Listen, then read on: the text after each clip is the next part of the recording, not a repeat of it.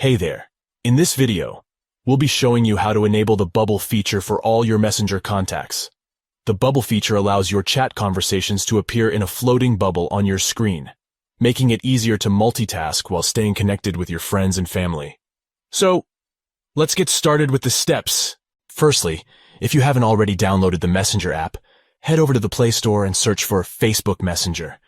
You'll recognize the app by the chat bubble with a sideways lightning bolt and its gradient purple and blue color scheme. Tap on Install and wait for it to finish downloading and installing. Once you've signed into your account, tap on the 3 stacked lines located on the top right corner of your screen. This will open a menu, and you'll need to tap on the gear icon located next to your username. Next, scroll down until you see Bubbles in the Preferences section. Tap on it, and you'll see an option that says All Conversations Can Bubble.